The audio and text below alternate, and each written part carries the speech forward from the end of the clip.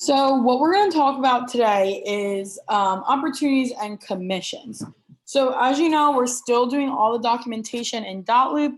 And if you're not familiar with Dotloop, I do teach that class on Tuesdays at 1. So, the whole thing with opportunities is that it's a great resource to really help show you what your year at, like what you're going to be getting as a real estate agent and what you have in the pipeline. So where you can view your opportunities is the handshaking button. It's right in the middle of all the tabs. And when you go there, it's broken up. So you have your pipeline for your listings, your pipeline for your buyers, and then you also have a pipeline for leases as well. So when mine loads, okay.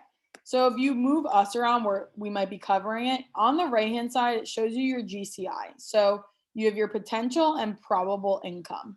Your potential income is based on the entire pipeline, but your probable income has a certain percentage of, obviously, if you're only cultivating them, the probable income from that is probably very low.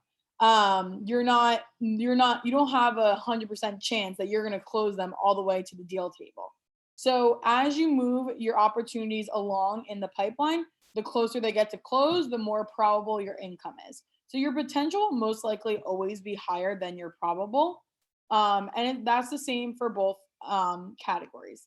If we were to go into the opportunity, let's say we're in cultivate, you do want to put anyone that you meet and talk to into here. Say you get leads and they don't respond at all. I wouldn't put them in your opportunity. But say you talk to someone, even if they're not ready yet, maybe you want to change this around. Some people have suggested like putting it like in the next 30 days, in the next 90 days, year plus. So it's really good to just, figure out what you start putting opportunities in. If you have people, that you're talking to that they're interested in buying, selling, or renting, put them in cultivate. Doesn't mean that they're like, yes, I'm ready, but maybe they showed up to an open house or they are liking things on your app. If they're going through your app and liking homes, I definitely would add them to cultivate. So the way you would add them is through the contact, or you could come through here. So if you were to come through here, you would just click create opportunity. And what you would do is it would pull it up. It automatically puts the opportunity type as listing. So you would just have to change that based on what they are. The client name, you would just search, obviously, for who's in your database. So I'm just going to make it myself. I'll make my co-seller my sister. So you just search for the contact. For the opportunity name, you want to name it the property address. Because obviously for a buyer, you might not be, they might not know the property address yet. So you, again, would just put them as the buyer's name dash buyer. And then once, you're under contract, I would change the name, same as the opportunity, as a Dotloop. So I'm going to put that there, 123 Main Street. And then estimated close date, obviously we're not going to know that. Estimated list price, if you have someone that is interested in a listing, I would definitely put an estimated list price. It's probably better to put it on the lower end just so that you aren't, your potential isn't higher than what you think it is. So say, you've done some research, their house will probably go on the market for 500,000. You can put that, or you can put a little lower than that depending on what you want. Commission rate is usually 2.5, unless you get a 6% listing, then it's 3.5. Opportunity fees, for right now, I've talked to them. They don't seem interested at the moment. So I'm going to put them in cultivate and to nurture to make sure I'm following up with them consistently throughout the next 6 months to check in and see where they're at in their progress. So I'll create them and it'll open up their listing. But if we were to go back to the sales pipeline, they would be in the nurture column right here. So your potential income is $12,500. But because of where you are, as you can see, there's only a 7% probability that you're going to close this. So as you move them across, the higher the percentage gets. Let's say they call you after you emailed them and they're like, we're ready. So you make an appointment. What you would do is click on I call them the opportunity cards. You would click on the card and you would move it to wherever it needs to be. So for example, we're moving it to appointment because they called, they're like, we're ready, you're going on a listing appointment with them. So say, you talk to them, you gave them a few times but they didn't confirm it, then I would put them in scheduling. Once they confirm, I would put them in scheduled. And then once obviously you have the appointment, you would move them to kept. And they would go active once the listing is active on the MLS. So maybe this isn't what you're gonna be calling your business. Maybe you don't want scheduling, scheduled, kept. Maybe in appointments, you just want to say scheduled and that's it. And then once you scheduled them and after that they're active, it's completely up to you. The way that you change that is if you scroll up, there's an edit stages button. And in that, you can change the name of the stages. You can add more. You can take out stages. It's completely up to you. You can also do a checklist. So once you're doing your deals and you see, okay, these are things that I'm doing for every single deal, then maybe I would add a checklist to that so that you automatically have that checklist in the opportunity. It's the same for everyone. And obviously you can always add more if it's a different situation, but you'll have that just to double check that you're doing everything along the way correctly. Let's say you were in someone's contact and you wanted to make the opportunity. What you would do is you would go into their contact.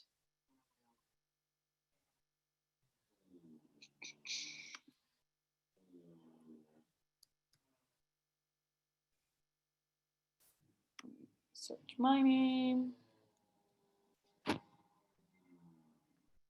Sorry if you hear the drilling in the background.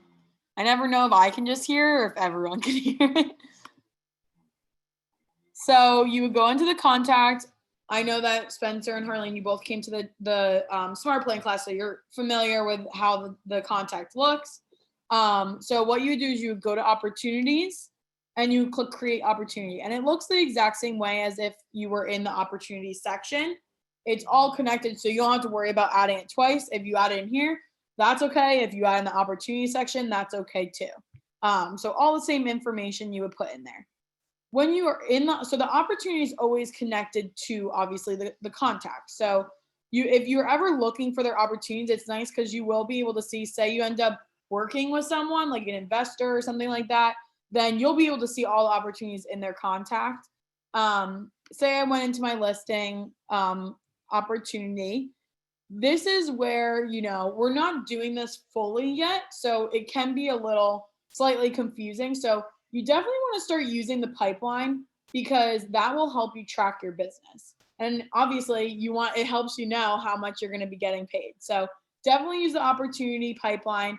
Along the way, you'll figure out, I don't really want this stage, or maybe I want to rename it, or maybe I want to add a different stage.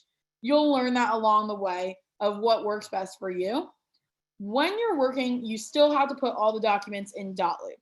So the opportunity at the moment is really just to help you manage what you have going on, see how, where your pipeline is. Okay, I have 5 active, but I have 20 cultivate. What are those people doing? Why haven't I gotten in contact with them? So that's what the pipeline is really utilizing right now. It's going to be the same later on, but you're going to work more within it because of the documents part. Right now, everything's still in Dotloop. You're still going to submit if it's a listing to Sally through Dotloop, and all your documents need to be in there for buy side as well. But what you can do is you can update their details in here if you want. Seller profile, that is just connected to your app. That's why it says register with consumer platform.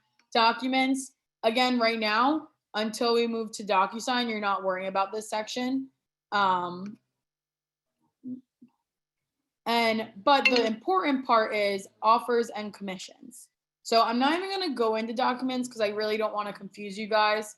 Like I said, right now you're using Dotloop. Once we switch over, we do have classes occasionally, usually once a month, about DocuSign. So if you're interested, you're more than welcome to, hop on those. But we're going to be teaching that basically Dotloop will be replaced with DocuSign in the class structure. So once we do that, no worries though, I'll be here to help. So I just don't want to confuse you. So I'm not even going to go over documents. What I'm going to go over though is offers and commissions. So this is how you're going to get paid. by Lynn for both of you, and she's on the call. So this is how you're going to get paid. You might hear from some agents. If you talk to agents that have been here for a while, they call them green sheets. If they tell you to go to the old site, don't. That's just what they're used to. But this is how you would submit your pay. Basically, how you send a commission bill to an attorney. It's kind of like that, but for the office. So when the check comes in, Lynn knows how to pay it out. What you're going to do is add your offers. So for a list side, obviously list and buy side, you're going to want to add all of your offers. So list side, you click add offer. If you have multiple offers, you're going to name them, but just for showing you guys, I'm just going to leave this. But if I were to name it, I probably would, whatever makes sense to you. If you memorize offers by like the agent's name or how much the price is and how much they're putting down, all depends on you. You are able to share the offers with your client in a URL, and it's actually pretty cool. It like says like, congratulations, here's all your offers. Some agents before we had this would use like Excel sheets to send to their clients instead of them reading like 20 contracts. But you can just send them the URL from here now. But for just submitting the commissions, I'm just going to do initial offer and create offer. What you'll do then is you're going to put the offer date and the close date. Hold on. This agent just called me twice. So let me just text him and tell him that I'm in a class.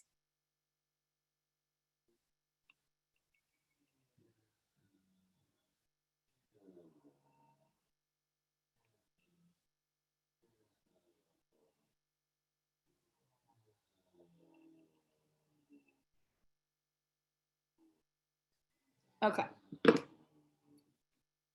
So you'll put the close date. Obviously, you want to do this. Obviously, the offers, it's whatever the close date is on the contract. It might not close that date, and that's perfectly fine. But you just want to put whatever's on there for a contract. If you're on the list side, if you're on the buy side, whatever you're putting. So you're going to click parties. Then you'll put in the buyer name, and you'll put their name. And I'm just going to put XXX. You don't need the buyer's email. You are also going to put the buyer or whatever the opposite side agent is, you're going to put their information as well. And then you'll go to terms. And this is where there's a lot on this page, but it's because, again, Command is international. So they put everything that anyone would need on here.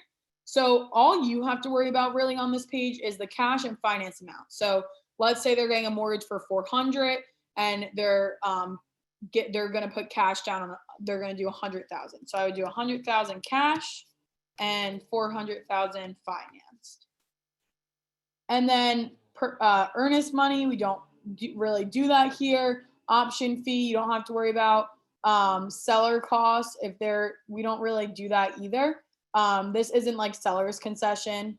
It just says it's like a service. Again, these are for things that are not in our area.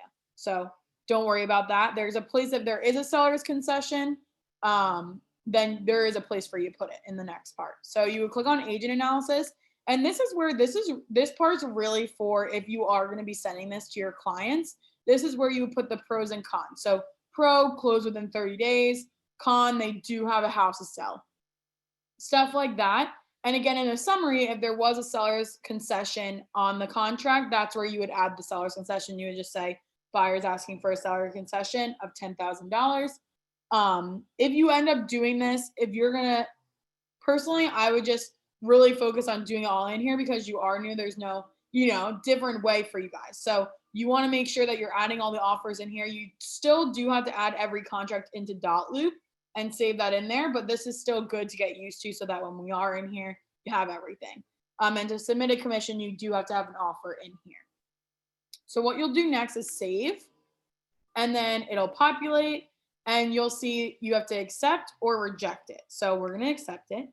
And then you'll see manage commissions. If you ever have to change anything, you can click change response and it'll allow you to edit the offer. Like say the closing date is changing, you want to edit that over, you're more than welcome to. But to submit the commission, which is how you get paid, you're going to click manage commissions. And once it loads, it's so super simple. It's broken down into general information and then agent information. So in general information, to edit anything in there, the contract date will never populate because you had the offer date, but you didn't have like when it was under contract. So like when the contract was executed. So you'll click edit general information. You'll put the date of the contract date. We'll just put there. Make sure that your commission is correct and the sale price. If you're on the buy side, what you have to do is there's a thing called a listing fee. If you're not familiar with it, when you as a buyer agent, usually there's a listing fee where that comes out of your commission as a buyer's agent. So what you would do, it's usually around $250. So you would just take the 12,500 minus the 250. So then we have 12,250 instead. Don't worry about the commission rate changing. It's just because it's an automated calculator. But that's how you would take that deduction out of your pay. Now, what you would do is, this is where your agent details information is. The great thing is on the right-hand side, you'll see these little orange boxes. This will tell you that, something's not aligning in this. So the first thing it says is I'm missing the listing information. If you have a listing, you do have to select the listing from the KWLS. You'll click select listing, and then where it says show only, you always want to choose all my listings. And you would search for the address by, you would search, make sure you put NJ because sometimes, there's exact street addresses in different states. So you want to put NJ, and if you don't find it, add the zip code. And if you still don't find it, just let me know because it should all be in there. So obviously that's not going to go anywhere. I don't have a listing to attach. So obviously this is just a test, so it doesn't matter, but it'll tell you that you're missing that. Now it also says that we have excess agent commission. That's because we took that $250 out of the gross commission. So what you're going to do is click edit agent payment, and you're just going to click basically recalculate. So there's a calculate commission button under agent gross, and that'll update it for you.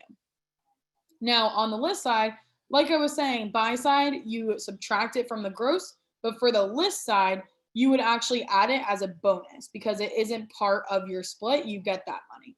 So what you would do is you would go under your agent payment, scroll down, and there's extra payment options, and click add item. The first option is bonus. So like I said, if you are the listing agent, you would add that $250 here and click add. We'll just do it. If you have a referral, if it's an outside referral, not in our office, which out of our office means any office, no BCP counts as our office either. I know sometimes people get confused with that, if that counts. But any office anywhere else besides Ridgewood is an outside referral. So what you would do is add item, choose the type, and you would scroll down till you see outside referral. And you would put the referral amount. Usually it's around 25%. Depending on what you choose, or the person that's sending you it chooses, the amount and the tax ID.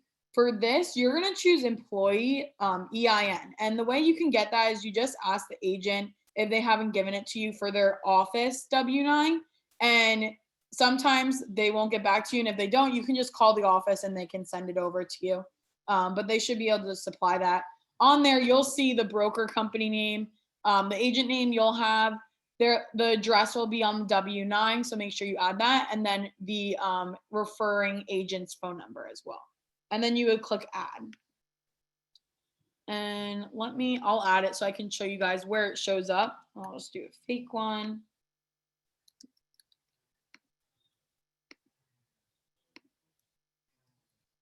One, two, three, four, 5, 6, 7, 8, 9. What's 9? There we go. And this will actually populate the address. So you just click on the address that it belongs to. And I'm just going to put a fake phone number in for now. Okay, so when you add that, it's going to update your agent payment information, and you're going to click Save Changes. On the left-hand side, you'll be able to see the outside referral and who it's going to. And then on the right-hand side, you'll also see the outside referral deduction. So on the left-hand side, you see that we added that bonus as well as the outside referral, and it does give you the agent's name. On the right-hand side, in summary, it's just going to give the flat amount. And that's just for Lynn to know how much she's paying out. The other thing you would want to do, if it is someone in the office, if you're co-listing or maybe someone in the office is really not active at the moment and they gave you a referral, you would just click add another agent and you would just search their name. So you can literally like search anyone's name in here. I'll just do Elise. And you decide if they're getting a unit. For this, you do have to calculate it yourself. So you'd have to do the math yourself. It doesn't give you a calculation. But you would just do like, say it was 25%, you would just do your gross times 25% and do that. And then you just save changes. On the right-hand side, you see there's this add note section. So this is huge for Lynn. And what you're gonna want to add here is anything you think Lynn should know. So say you have a closing date and you're like, the attorneys are back and forth, it might not close, especially if it's at the end of or beginning of the month. Always just put in there like, we're still far from closing date, just so you know. I'll keep you posted on when the check should be coming in. Or if you are in coaching, like Spencer and Harleen, you're both in coaching, so you would want to add that you're in coaching there, so that Lynn knows when processing your check that you are in that coaching program. Lynn, unless you want to say anything else, I think anything else, right? All good? Awesome. So that's really what you would want to add in there. Like me, like I also do some transaction work. So when I submit, I just say submitted by Reese, but you wouldn't have to do that. It's more just like whatever you need Lynn to know. That's like Lynn, like your little message to Lynn, anything she needs to know. Do you guys have any questions on that? I mean, the commissions part, honestly, super simple in here. Obviously, it does take some getting used to, but like I said, anything in command, like play around with it. Like you're not gonna, as long as you don't submit it, but you can play around with it to get comfortable with it. And the great thing is that we do these classes every week. So say you do end up closing in a month and you want to come back to this class just to make sure you did your commission right, you're more than welcome to do that. Any questions? No, I think I got it. Awesome. Harleen, I know that I think your kids were running in the room, but do you have any questions?